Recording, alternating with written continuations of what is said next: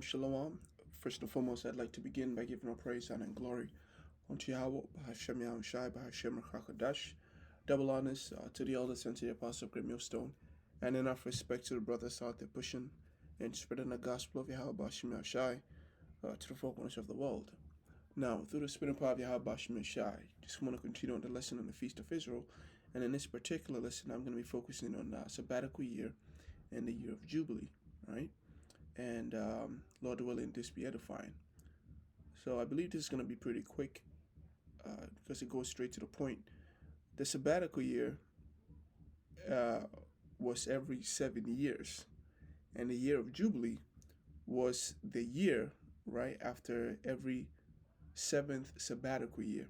So it'll be like 7 times 7. On that year will be the year of Jubilee, but every 7 years will be the sabbatical year. And we're going to go through the scriptures, right? So for sabbatical year,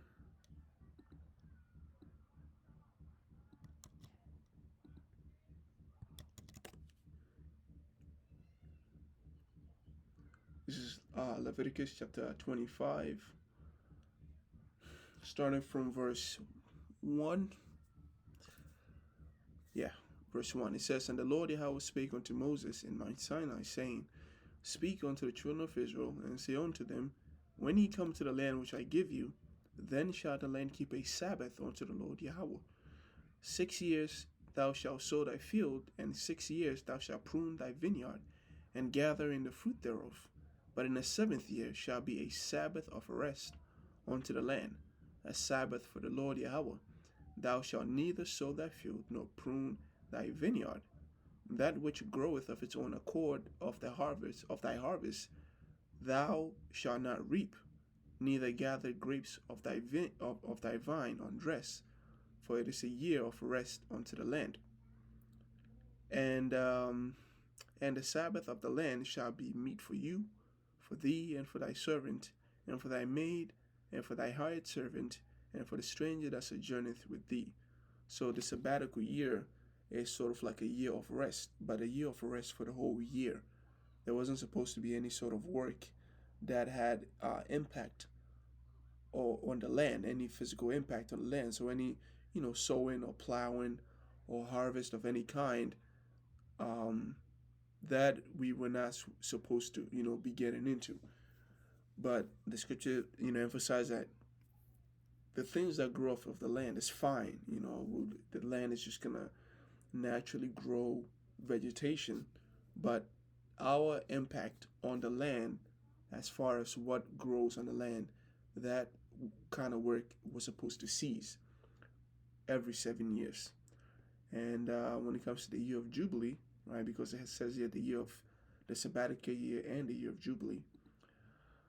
For the year of Jubilee, we're just going to go into verse 9. Actually, verse 8, it says, And thou shalt number 7 Sabbaths of year unto thee, 7 times 7 years. And the space of the 7 Sabbath of years shall be to thee 40 and 90 years, right? Because 7 times 7 is 49 years. So after the 49 years, then shalt thou cause, or on the 49th year, then shalt thou cause a trumpet of the Jubilee to sound on the 10th day of the 7th month. In the day of atonement shall ye make the trumpet sound throughout all your land. And when we go to the lesson of the year of atonement, on the day of atonement, it's kept on the 10th day of the 7th month. But, customarily, a trumpet isn't blown on the day of atonement, on the day of fasting. It's only blown when there's it falls on the sabbatical year, when it falls on the year of Jubilee. But the trumpets that are blown as a feast day, that is only on the first day on the 7th month, not the 10th day of the 7th month. So I hope that clears that up. It says, And ye shall hallow the 50th year, and proclaim liberty throughout all your land unto all the inhabitants thereof. Right? So the year of Jubilee is the 50th year. So after the 7th Sabbath year, the following year will be the year of what? The Jubilee, which is the 50th year. It says, And ye shall hallow the 50th year, and proclaim liberty throughout all your lands unto all the inhabitants thereof. It shall be a jubilee unto thee, unto you, and ye shall return every man unto his possession, and ye shall return unto every man unto every ye shall return every man unto his family. So this is sort of like a reset in how do I put, like the I guess commerce, for lack of better words. There's supposed to be a complete like a reset in the way that we live our life when it comes to like trade and exchange and um, so on and so forth. So if you had a land, or if you have any sort of possession, or you had a man serving you on the year of Jubilee, for whatever reason, it didn't matter. You were just supposed to kind of reset everything. Debt was supposed to reset. The land that you bought from a family was supposed to go back to the family. So that was the how things were conducted on the year of Jubilee. A jubilee shall be that 50th year unto you. So um, the trumpet.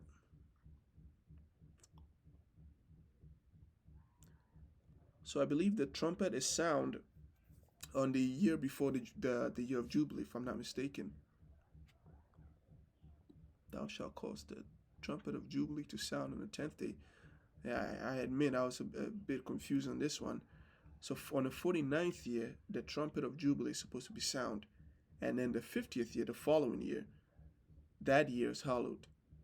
It's either that, or it's saying that the trumpet of Jubilee is supposed to be sounded after the 49th year.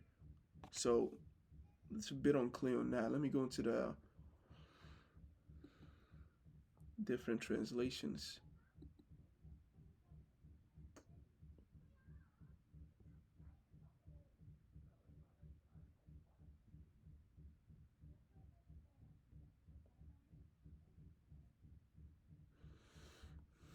Count of 7 Sabbath years, 7 times 7 years, so that the 7 Sabbath years amount to a period of 49 years. And on that year, on the 49th year, you sound a trumpet to remind everyone that the next year is supposed to be, yeah, that makes sense, that the next year is supposed to be a year of harvest, because the 10th year, the 10th month of the year wouldn't necessarily be the beginning of the year. So if you were to sound the trumpet on the 50th year, then it'll be too late. People wouldn't remember.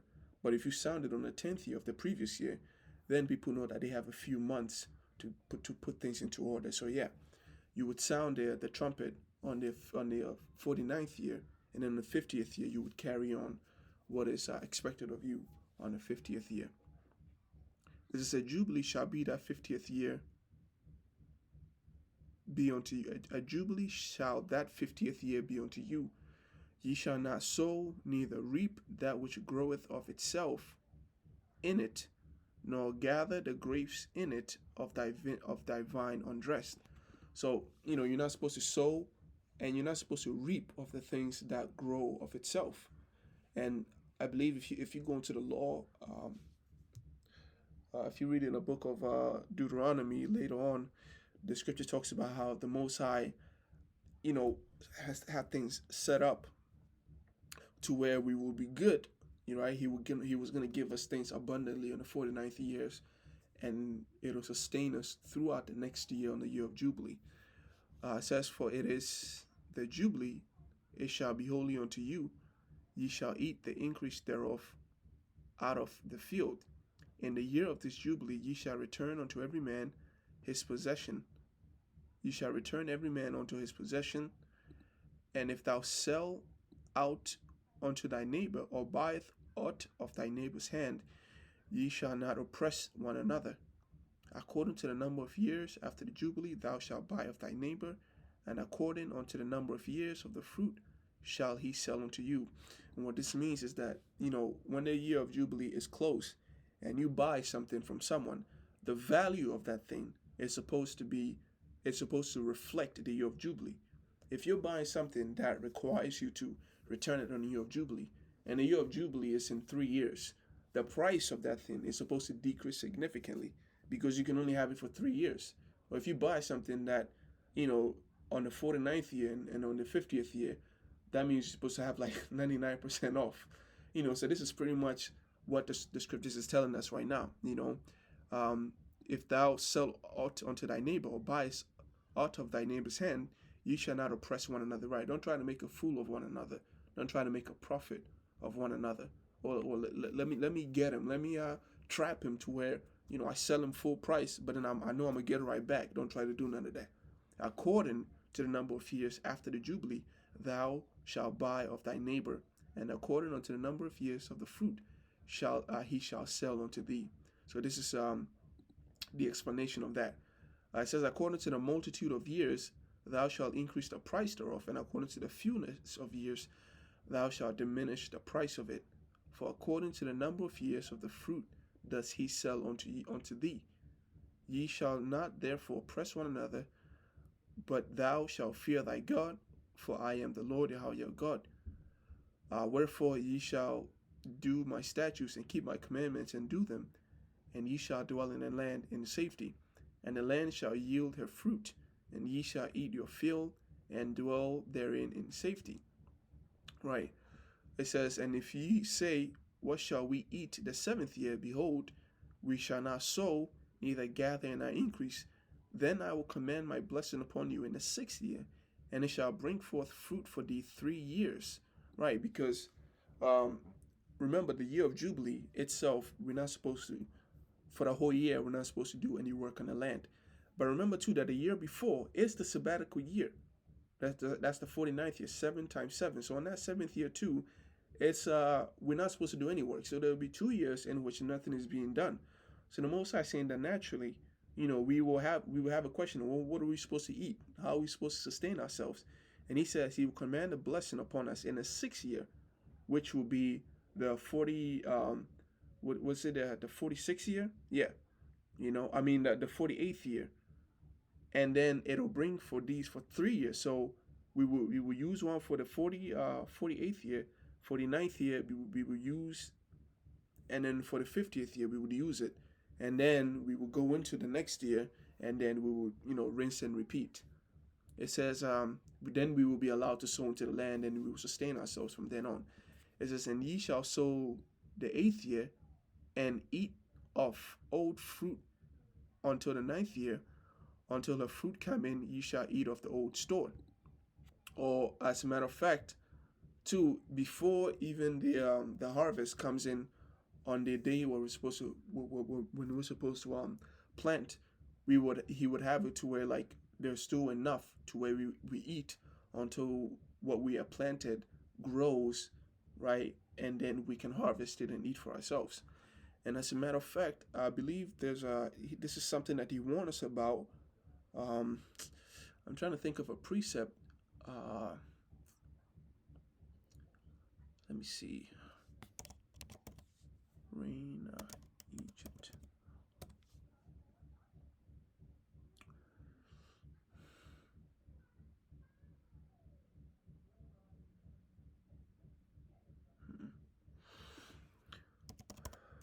Where he warned us that when we go into the land, it is not like Egypt, where they have a source of water and that'll sustain the land. But as a matter of fact, we were supposed to be dependent on the Most High, and that when we go out into the land, we were supposed to follow the commandments of the Most High, or else the land is technically unfavorable unless the Most High puts a spirit upon the land for the land to yield and sustain us. Let me see.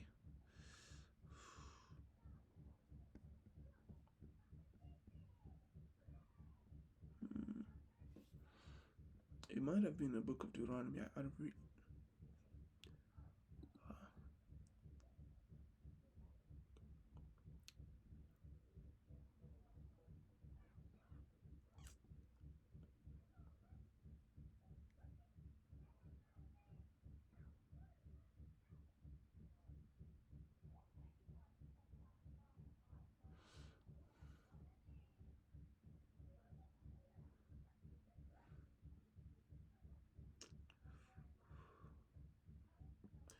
It's a precept that I've forgotten a long time ago.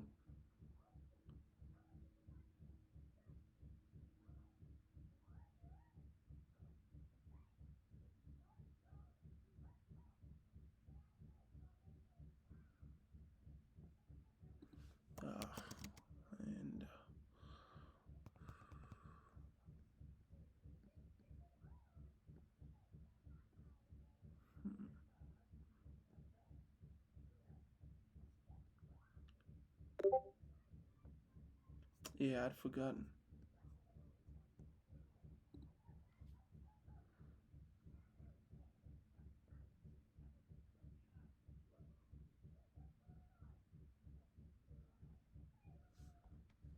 Let me see if I can, if I'd written it down.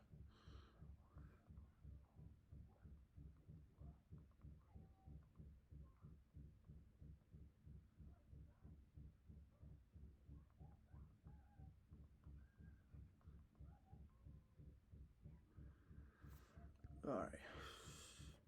Let me see.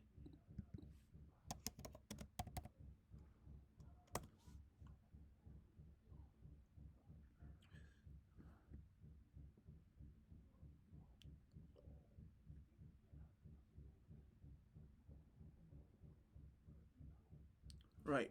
So this is it. Salakia that it took so long. Deuteronomy chapter 11, verse 9, verse 10. It says, "For the land, whither thou goest in to possess it, is not as the land of Egypt, from whence ye came out, where thou sowest thy seed and waterest it with thy foot, as a garden of herbs. But the land whither ye go to possess it is a land of hills and valleys, and drinketh water of the rain of heaven."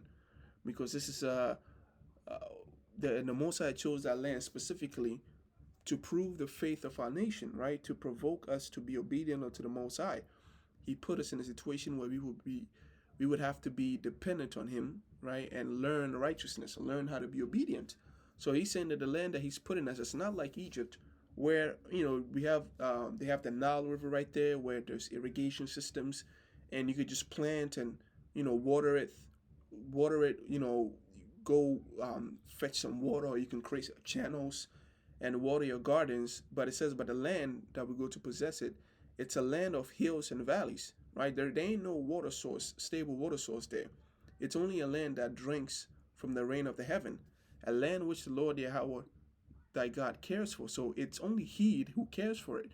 He hasn't left it, to the natural order of things, to randomly, to the natural cycles of things to take place. But He Himself participates in the caring for that land.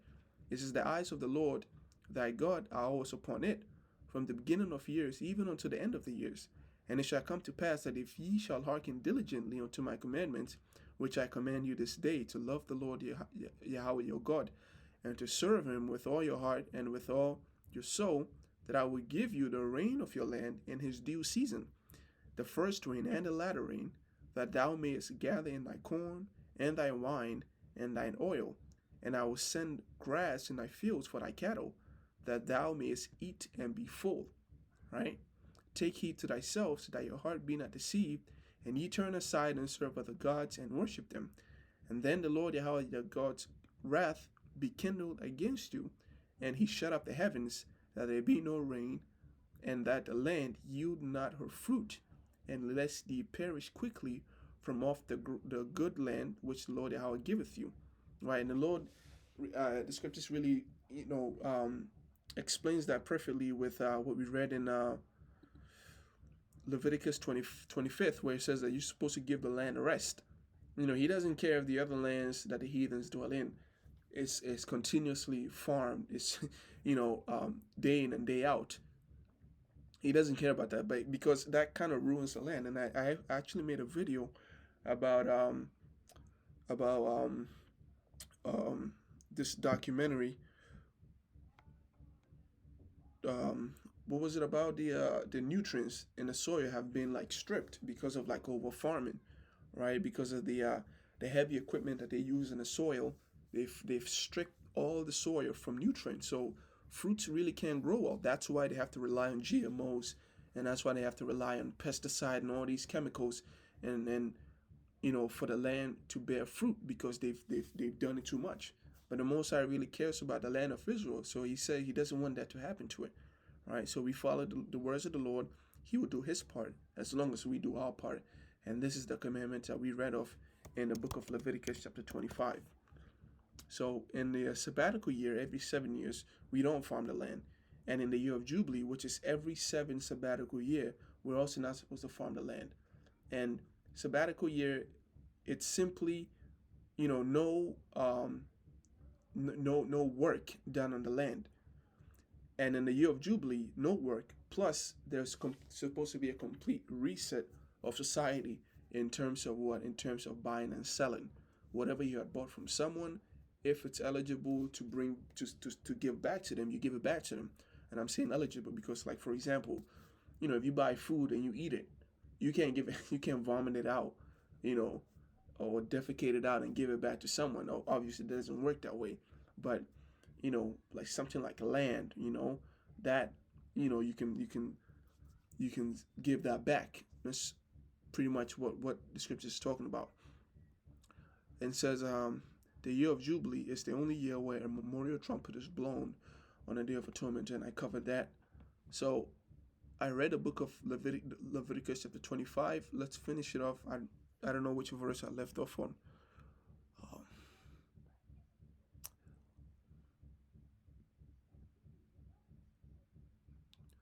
Right. So now let's go into the law of redemption. It says, the land shall not be sold forever, for the land is mine, for ye are strangers and sojourners with me. And in all the land of your possessions ye shall grant a redemption for the land. If thy brother be waxen poor and has sold away some of his possession, and if any of his kinsmen come to redeem it, then shall he redeem that which his brother sold. You're not supposed to be, stingy and refuse to sell what you believe is right, is rightly yours. Because right then the Most High said it's not yours. Some things are not yours. The souls are not yours, the land is not yours, and it's not supposed to be sold forever. I give you the privilege to own it for a certain period, and after a certain point, you have to relinquish control. It says, and if the man have not redeemed it, and he himself be able to redeem it, then let him count the years of sale thereof, and restore the overplus unto the man to whom he sold it, that he may return to his possessions. Let me change this to NIV source clear. Oops.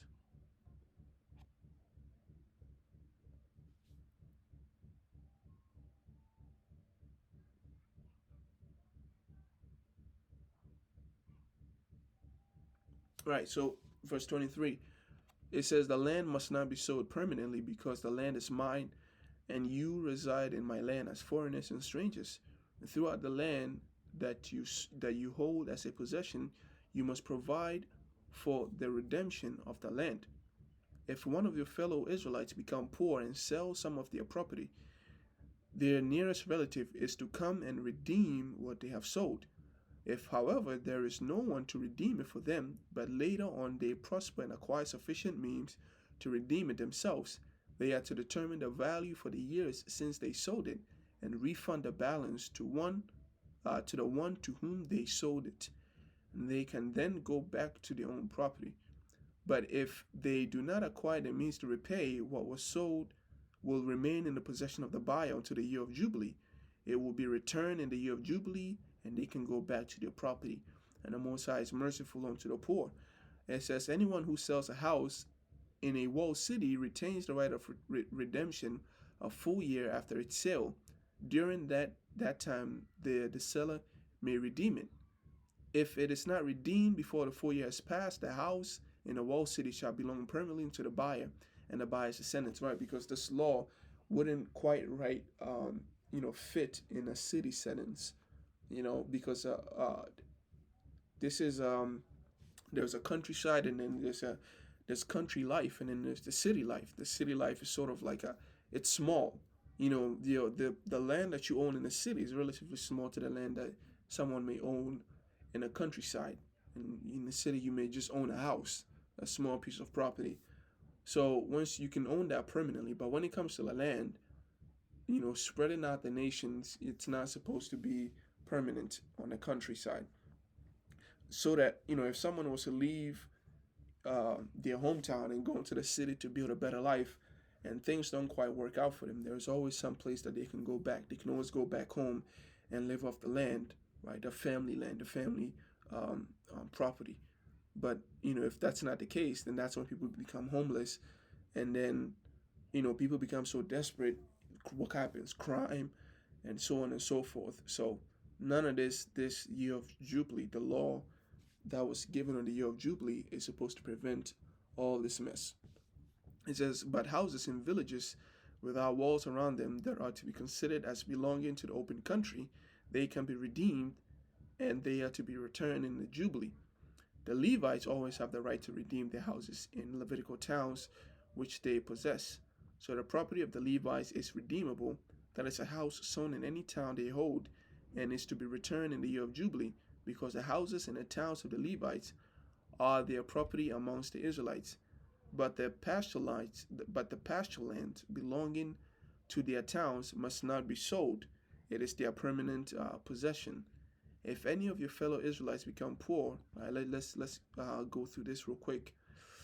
The Levites always have the right to redeem their houses in the Levitical towns which they possess, because there isn't like a huge countryside attributed to the Levites. The Levites are spread out throughout the entire nation of Israel, and within every territory, whether it's the land of Reuben or the land of Judah, or the land of Simeon or the land of Ephraim, within these lands there are towns, right? Sort of like segregated towns, or like a close community of Levites. That is what's referring to as the Levitical towns which they possess. So even though Levites may not have a land, countryside that's attributed to them as a tribe, they still have lands within lands, right? They are surrounded by their brethren. So it says the Levites have the right to redeem their houses in the Levitical towns which they possess. So the property of the Levites is redeemable, that is, a house sown in any town they hold, and is to be returned in a Jubilee, because the houses in the towns of the Levites are their property amongst the Israelites. But the pasture land belonging to their towns must not be sold.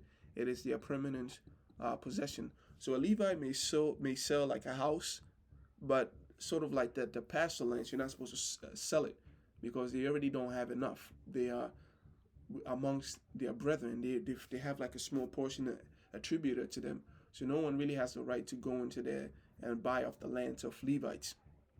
It says, but verse 35 says, if any of your fellow Israelites become poor and are unable to support themselves among you, help them as you would a foreigner and a stranger, so they can continue to live among you. Do not take interest or any profit from them, but fear your God, so that they may continue to live among you. You must not lend them money at interest or sell them food at a profit. Because a man on his luck, down on his luck, man, it's not supposed to be grieved any longer. I am the Lord Yahweh your God, who brought you out of Egypt to give you the land of Canaan and to be your God. If any of your fellow Israelites become poor and sell themselves to you, do not take them work as slaves. Do not make them work as slaves. They are to be treated as hired workers or temporary residents among you. They are to work for you until the year of Jubilee. Right, because it's sort of like I believe if you read in the book of Exodus, it talks about the discipline. You're not supposed to beat him and have an eye missing, or beat him to where he's dead, or something like that. But you're supposed to treat him as a hired worker, temporary residents among you. They are to work for you until the year of Jubilee. Then they and their children are to be released and go back to their own clans and to the property of their ancestors, because the Israelites are my servants, whom I brought out of Egypt, and they must not be sold as slaves. Do not rule over them ruthlessly, but fear your God. Your male and your female slaves are to come from the nations around you. From them you may buy slaves. You may also buy some of the temporary residents living amongst you, and members of their clans born in your country, and they will become your property. You can bequeath them, let's look at that word, to your children as inherited properties.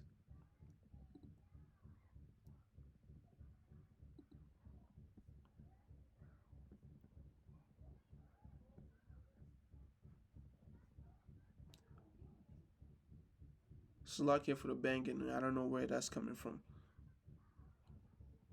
Oh.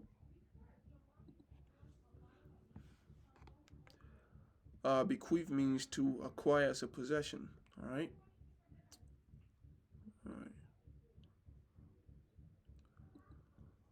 So we can buy slaves from other nations, right, and you know, pass them down as properties for our children as generation goes down, and make them slaves for life. But you must not rule over your fellow Israelites ruthlessly.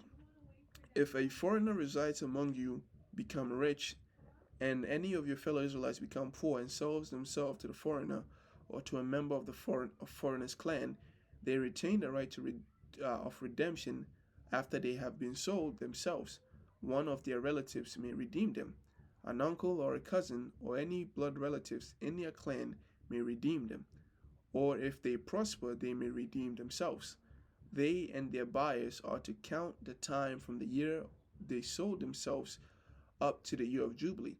The price of their release is to be based on the rate paid a hired worker for that number of years.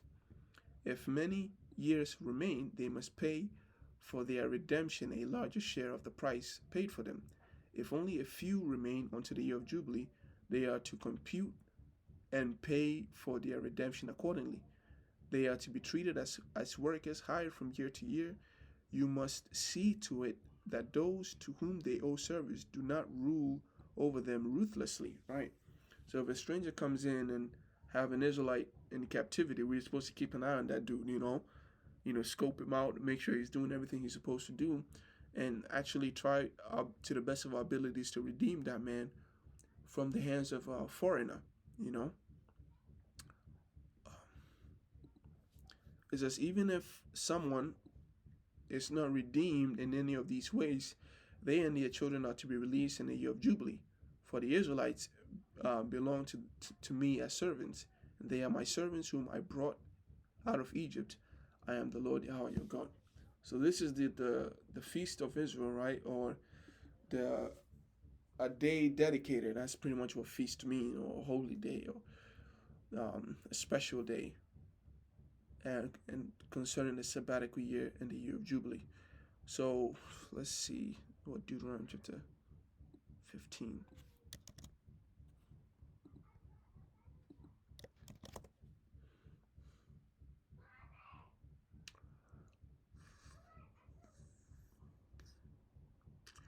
It says, at the end of every 7 years, you must cancel debt.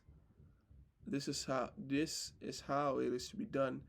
Every creditor shall cancel any loans that they have made to a fellow Israelite. They shall not require payment from anyone among their people, because the Lord's time for canceling debt has been proclaimed. You may require payments from a foreigner, but you must cancel any debt your fellow Israelites owes you. However, there need be no poor people among you, for in the land the Lord Yahweh your God is giving you to possess as your inheritance, he will richly bless you. It says, if only you fully obey the Lord Yahweh your God and are careful to follow all these commandments I am giving you today. For the Lord Yahweh your God will bless you as he has promised, and you will lend to many nations, but will borrow from none.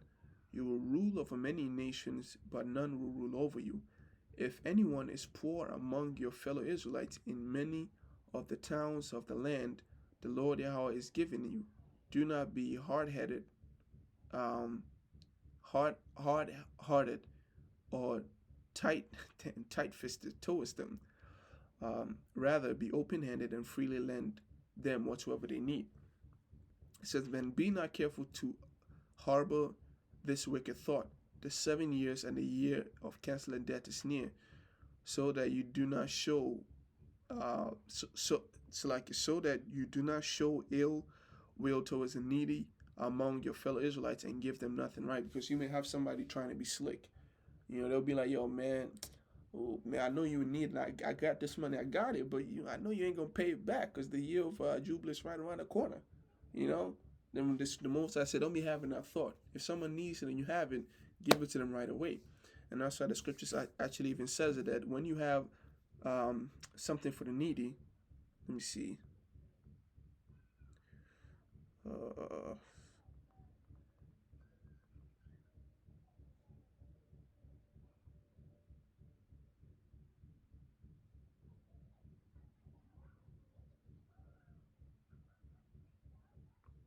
see.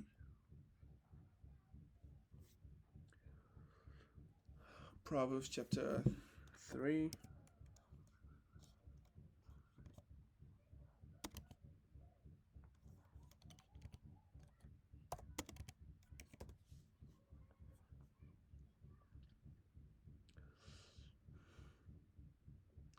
Proverbs chapter 3, verse 27, it says, do not withhold good from those to whom it is due when it is in your power to act. Matter of fact, let's get into the King James. It says, withhold not good from them to whom it is due when it is in the power of thine hand to do it. And say not to thy neighbor, go and come again, and tomorrow I will give when thou hast it by thee. So, yeah. It says, devise not evil against thy neighbor, seeing he dwelleth securely by thee. So we're not supposed to be plotting on each other. And it's something that Jake will do all day, man. They will plot on each other. They will pray for each other's downfall. But that is something that the Most High really hates. So it's saying to be careful not to have this wicked thought, right? It says, give generously to them and do so without grudging heart. Then because of this, the Lord Yahweh will bless you in all your work and in everything you put your hands to. There will always be poor and people in the land. Therefore, I command you to be open-handed towards your fellow Israelites who are poor and needy in your land. So this is it. This is what happens in the year of cancellation, or the sabbatical year. So I hope this is satisfying. This is pretty simple, pretty straightforward, not too complicated. So with that, I'm gonna end right there. Shalom, Yahweh, Shemir Brakatham, to what Akims and Akwafs are listening in truth and sincerity. Yahweh, Shemir Brakatham. On to the next one. Shalom.